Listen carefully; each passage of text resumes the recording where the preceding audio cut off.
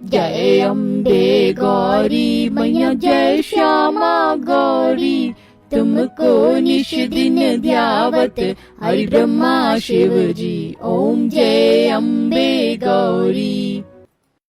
चलो माँ की आरती तो हो गई, अब सभी माँ के चरण छू लो। अरे गोपी किरण, कहाँ हो तुम दोनों? अच्छा तो तुम यहाँ हो। यहाँ पीपल के नीचे बैठकर तुम क्या कर रही हो? और कितनी बार मना किया है मैंने कि इन गरीबों से बात मत किया करो, फिर तुम दोनों मेरी कोई बात क्यों नहीं सुनती हो? माँ नवरात्रि है ना, तो हम लोग यहाँ माता रानी का कीर्तन कर रहे थे। कीर्तन घर में भी तो हो सकता है। तुम्हें मुझे कितनी बार बताना होगा कि ये लड़कियां अच्छी नहीं है, इनके साथ मत खेला करो। ये गरीब है, इनका स्टैंडर्ड हमसे मैच नहीं करता, समझी? क्यों माँ? अच्छा अभी बताती हूँ मैं तुझे इस क्यों का जवाब। शालिनी ने ऐसे बोलकर अपनी दोनों बेटियों के हाथ को पकड़ा और वो उन्हें खींचकर घर ले गई। दीदी, किरण और गोपी तो दोनों चली गई, चलो क्या अब हम भी घर चले? ठीक है, वैसे भी माँ भी हमारा इंतजार कर रही होगी, तो चलो घर ही चलते हैं। साक्षी और सोना भी दोनों अपने घर को आ गईं, जहां उनकी माँ चूल्हे पर खाना बना रही थी। साक्षी और सोना दोनों गरीब बहनें थीं, लेकिन उनकी बचपन से ही माँ दुर्गा को लेकर बहुत ज्यादा श्रद्धा थी। साक्षी और सोना की ही तरह गोपी और किरण भी दोनों बहनें थीं और वो भी माँ दुर्गा में बहुत आस्था रखती थी। लेकिन गोपी और किरण दोनों अमीर थीं, जिसकी वजह से उनकी माँ उन्हें सोना और साक्षी से नहीं बोलने देती थी।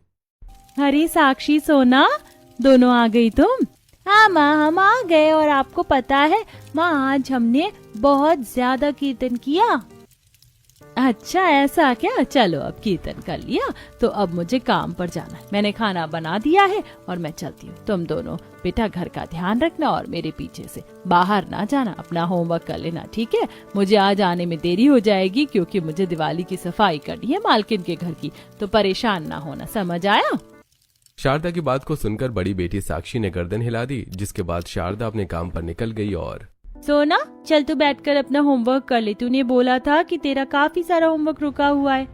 तब तक मैं ये फैली हुई रसोई को साफ कर देती हूँ, माँ आएंगी तो देखकर बहुत खुश हो जाएंगी। नहीं दीदी, मुझे भी आपके साथ साफ सफाई करवानी है और माँ को खुश करना है। नहीं नहीं, तू पढ़ाई कर, जब तू पढ़ाई करेगी ना तो मैं माँ को उससे ज्यादा खुशी मिलेगी। चल अब तू पढ़ ले और मैं बाकी के काम निपटा लेती हूँ। ठीक है दीदी।